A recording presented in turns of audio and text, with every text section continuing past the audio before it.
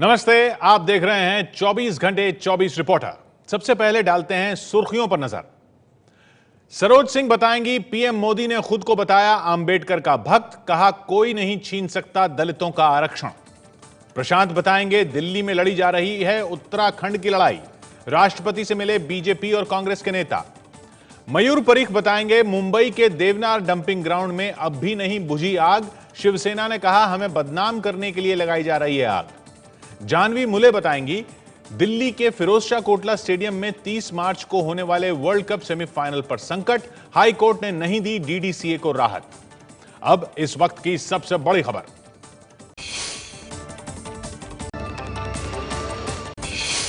PM Modi ने खुद को बताया अंबेडकर का भक्त, कहा कोई नहीं छीन सकता दलितों का आरक्षण। बाबा साहब के बहाने कांग्रेस को जमकर कोसा। आज प्रधानमंत्री मोदी ने संविधान के निर्माता डॉक्टर भीमराव अंबेडकर के स्मारक का दिल्ली में शिलान्यास किया। दिल्ली में 26 अलीपुर रोड पर डॉक्टर अंबेडकर स्मारक बनाया जा रहा है।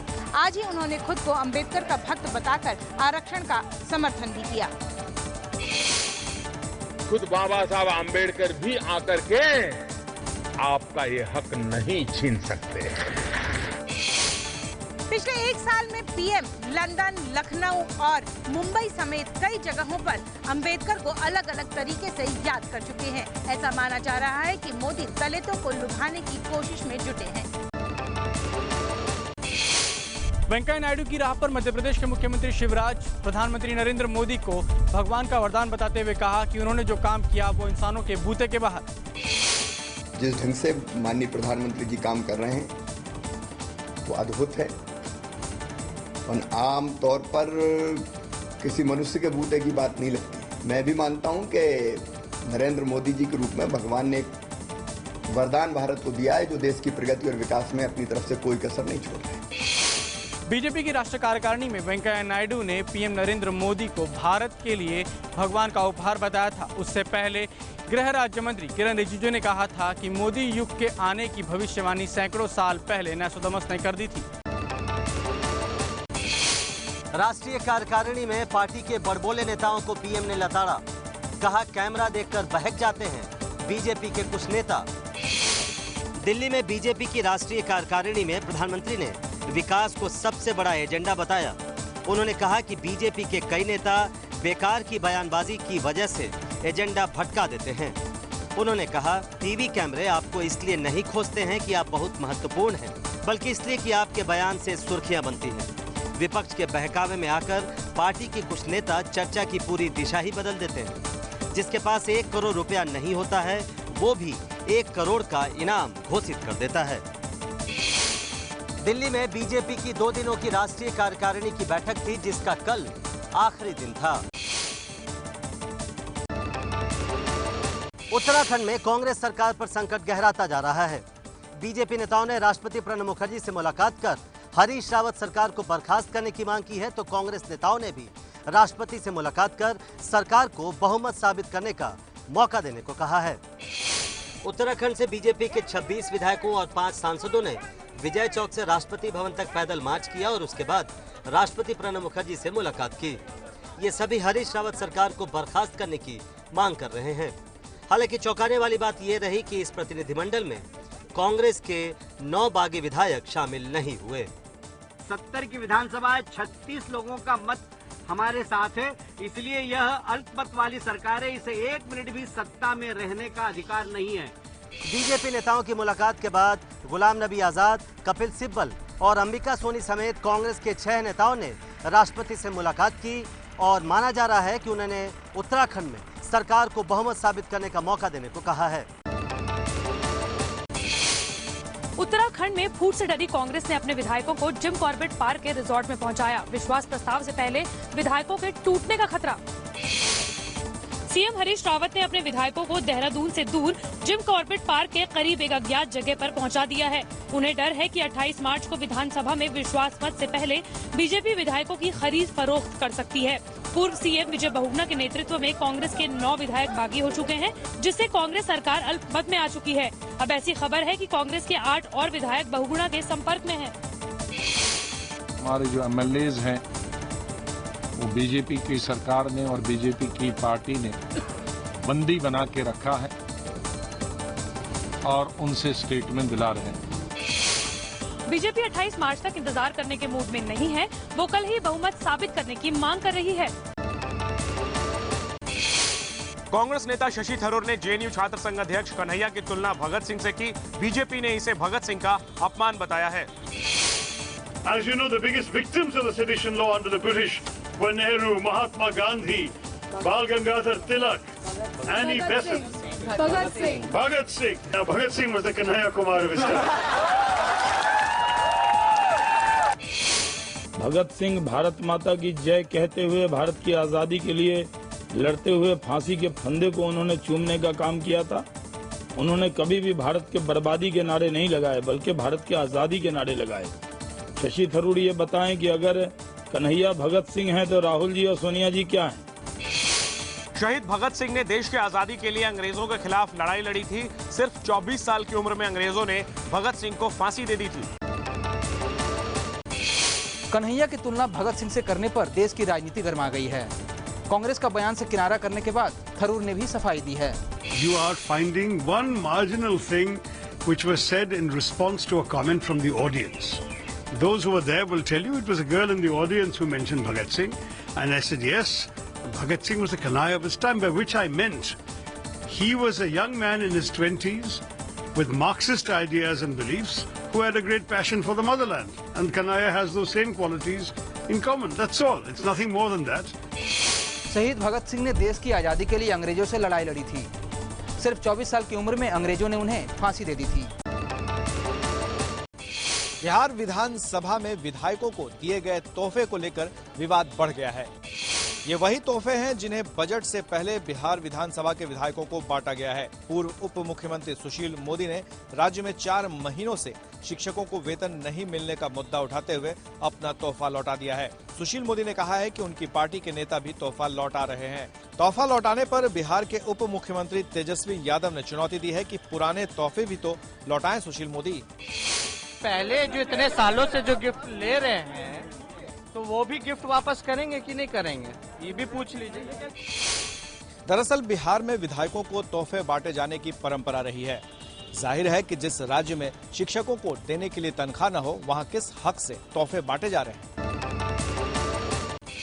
पंजाब सरकार को हरियाणा की खाप पंचायतों की धमकी। सतलुज यमुना लिंक नहर को रद्द करने के फैसले को खारिज करो, नहीं तो पंजाब को जाने वाले रास्ते बंद कर देंगे। हरियाणा के जींद में सर्वजातीय खाप पंचायत की बैठक में चेतावनी जारी कर कहा गया, पंजाब ने सुप्रीम कोर्ट के आदेश की अवहेलना की। लिंक नहर को चुनावी मुद्दा बनाना ठीक नहीं, हरियाणा को उसके हक का पानी मिलना चाहिए। खाप पंचायतों ने पीएम नरेंद्र मोदी से हस्तक्षेप कर मामला सुलझाने की मांग की। पंजाब सरकार ने पिछले दिनों सतलुज यमुना लिंक नहर को नहीं बनाने का बिल पास करके किसानों को उनकी जमीन लौटाने का फैसला किया था, जिसके बाद ये विवाद गर्मा गया है। यूपी के सीएम अखिलेश यादव ने पीएम नरेंद्र मोदी की लोकप्रियता घटने का दावा किया। कहा, झाड़ू लगाने वालों की खुल गई पोल। झाड़ू सबको पकड़ाना चाहते थे। मुद्दे क्या थे उनके सामने और किन तमाम चीजों को लेकर के सरकार बनाई उन्होंने नारा तो दिया, लेकिन नारे के साथ साथ कुछ काम नहीं किया। और उसी का परिणाम है कि आज ग्राफ उनका उठ नहीं रहा, ग्राफ नीचे जा रहा है। अखिलेश ने पीएम नरेंद्र मोदी को तब निशाने पर लिया है जब मोदी कैबिनेट के मंत्री उन्हें भारत के लिए भगवान का उपहार और वरदान बताने में जुटे हैं। तमिलनाडु में मुख्यमंत्री जयललिता के ब्रांड अम्मा को लेकर विपक्ष भड़का हुआ है। चुनाव आयोग को चिट्ठी लिखकर शिकायत की। अम्मा कैंटीन, अम्मा जल, अम्मा सीमेंट, अम्मा सब्जी स्टोर, अम्मा फार्मेसी स्टोर, अम्मा बीज जैसे ब्रांड्स को साल 2011 से ही तमिलनाडु की मुख्यमंत्री जयललिता ने बाजार में उतारना शुरू कर दिया था। जयललिता को अम्मा के नाम से जाना जाता है। इसी बात से डीएमके को परेशानी है। डीएमके के विरोध के बीच तमाम चीजों पर से मुख्यमंत्री जयललिता की तस्वीरें तो हटा ली गई है, लेकिन अम्मा नाम जस का तस है। डीएमके का कहना है कि चुनाव आयोग से पत्र लिखकर इस पर ऐतराज जता चुका है। चुनाव आयोग का कहना है कि अम्मा नाम सामान्य है, इसलिए इसे नहीं हटाया जा रहा और ये फैसला लोकसभा चुनाव के वक्त ही ले लिया गया था। तमिलनाडु में चुनाव 16 मई को होने हैं। असम चुनाव में बीजेपी जहां कार्टून्स के जरिए तरुण गोगोई सरकार पर हमले बोल रही है, वहीं कांग्रेस के पोस्टरों में कन्हैया कुमार और रोहित वेमुला की तस्वीरें छाई हुई हैं। गुवाहाटी में लगे ये पोस्टर कांग्रेस की ओर से लगाए गए हैं। चौंकाने वाली बात यह है कि इन पोस्टरों से कांग्रेस के बड़े नेताओं की तस्वीरें तो नदारद हैं और इन पर लगी है जेएनयू छात्र संघ अध्यक्ष कन्हैया कुमार और हैदराबाद सेंट्रल यूनिवर्सिटी के छात्र रोहित वेमुला की तस्वीरें। पोस्टर्स में दंगे और आत्महत्या करते किसान भी दिखाए गए हैं। दूसरी तरफ बीजेपी ने तरुण गोगोई के कार्टून बनाकर उनके 15 साल के कामकाज पर चुटकी ली है। असम में पहले चरण का मतदान 4 अप्रैल को होना है और इस बार बीजेपी को यहां से कांग्रेस की सत्ता उखाड़कर कमल खिलाने का भरोसा है। असम में कन्हैया के पोस्टर की एक और खास बात यह है कि कन्हैया कम्युनिस्ट पार्टी के छात्र संगठन एआईएसएफ का नेता है, लेकिन तस्वीर कांग्रेस के पोस्टरों पर छप रही है। अब बात दिल्ली की, जहां केजरीवाल सरकार जल्द ही फिर से ऑड इवन फॉर्मूला लागू करने की तैयारी कर रही है। यूपी सरकार ने विभिन्न क्षेत्रों में अच्छा काम करने वाले 46 लोगों को यश भारती पुरस्कार से सम्मानित किया। हालांकि यूपी के मुख्य सचिव आलोक रंजन की पत्नी को यश भारती सम्मान देने से विवाद खड़ा हो गया है। आज जिन लोगों को पुरस्कार दिया गया उनमें बड़े नामों में डॉक्टर नरेश त्रिहान को चिकित्सा, फिल्म निर्देशन में विशाल भारद्वाज, अनुराग कश्यप, सुधीर मिश्र और संगीत के क्षेत्र में गुलाम मुस्तफा खान, कमला श्रीवास्तव और सुरभि रंजन को पुरस्कार दिया गया है। सुरभि रंजन यूपी के मुख्य सचिव आलोक रंजन की पत्नी हैं, इसीलिए उनके नाम को लेकर विवाद खड़ा हो गया है।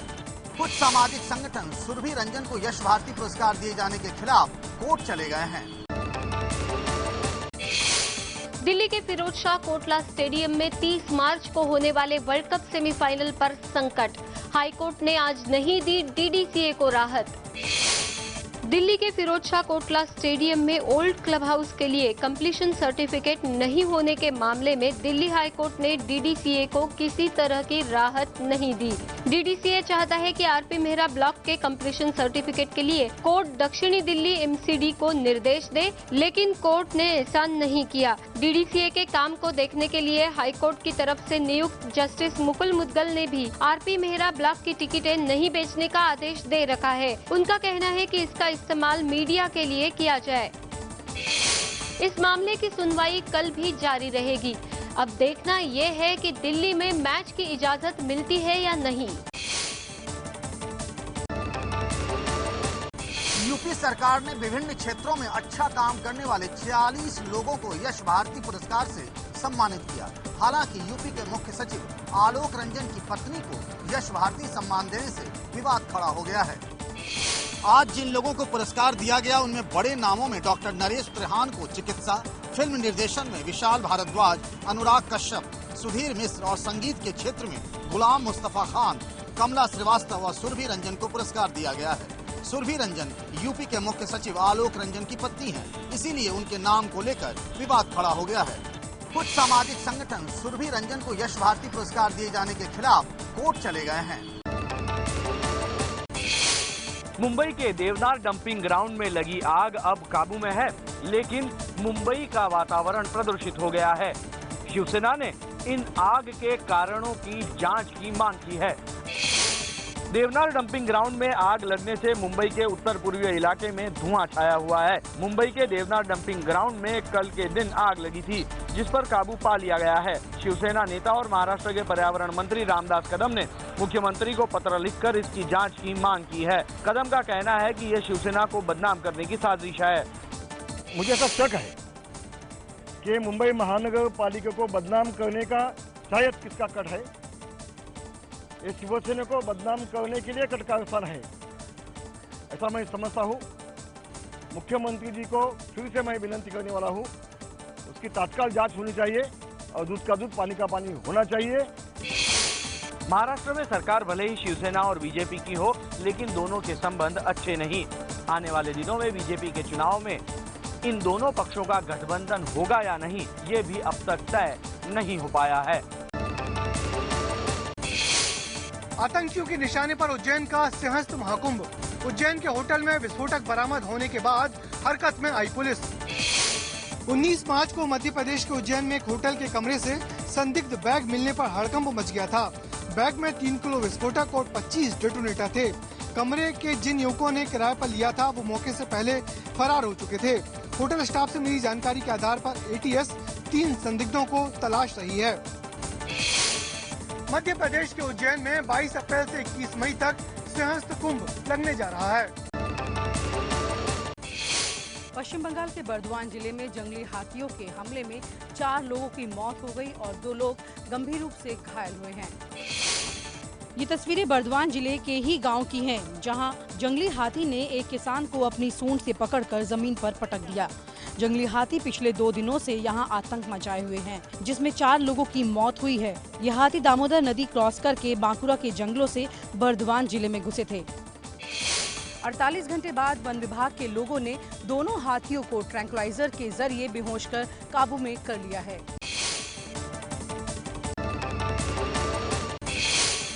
T20 वर्ल्ड कप के बाद पाकिस्तान टीम के कप्तानी से आउट हो जाएंगे शाहिद आफरीदी, पाकिस्तान क्रिकेट बोर्ड का ऐलान। कोलकाता की T20 मैच में टीम इंडिया से हार के बाद पाकिस्तान टीम के कैप्टन शाहिद आफरीदी के हटाए जाने की अटकलें लग रही थी। पीसीबी चेयरमैन शहरयार खान ने इस पर मुहर लगा दी। हालांकि शहरयार खान ने ये भी कहा इस बारे में अफरीदी से बोर्ड का समझौता पहले ही हो चुका था। शहरयार खान ने ये भी साफ कर दिया कि पीसीबी क्रिकेट कोच वकार यूनुस को भी बदलने की तैयारी में है। वकार का कार्यकाल जून में खत्म होने वाला है। एप्पल करेगा सबसे सस्ता आईफोन लॉन्च। कंपनी का कहना है कि इसमें आईफोन 6 जैसे फीचर्स होंगे। आईफोन के सस्ते वर्जन का नाम आईफोन SE हो सकता है। एक्सपर्ट्स इस सस्ते फोन के लॉन्च को एप्पल के भारत और चीन जैसे बाजारों में अपनी बिक्री बढ़ाने की स्ट्रैटेजी के तौर पर देख रहे हैं। नए फोन की स्क्रीन 4 इंच की हो सकती है। कुछ रिपोर्ट्स के मुताबिक इसकी कीमत 25,000 से 33,000 रुपए के बीच होगी। अक्टूबर-दिसंबर 2015 के दौरान आईफोन की बिक्री महज 1% बढ़ी। विश्लेषकों का कहना है कि आईफोन की बिक्री बढ़ाने के लिए एप्पल ने छोटे फोन के लॉन्च का फैसला किया है। भारत में होली का त्योहार तो 3 दिन बाद मनाया जाएगा, लेकिन 7 समंदर पार रह रहे भारतीय अभी से रंगों का त्योहार मना रहे हैं।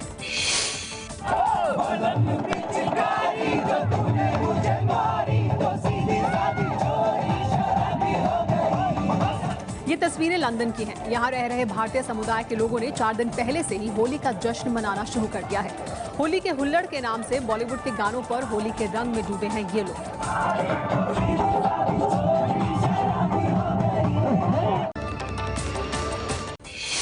88 साल बाद क्यूबा जाने वाले पहले अमेरिकी राष्ट्रपति बने बराक हुसैन ओबामा।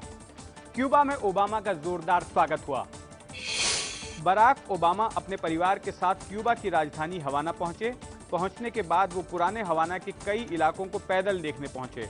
अपने कार्यकाल के आखिरी साल में विदेश नीति के लिहाज से एक ऐतिहासिक छाप छोड़ना चाहते हैं ओबामा। वो क्यूबा के राष्ट्रपति राउल कास्त्रो के साथ भी बातचीत करेंगे। ओबामा ने वामपंथी रुझान वाले देश क्यूबा से बीते 50 सालों से चल रही दुश्मनी को खत्म करने की पहल की है।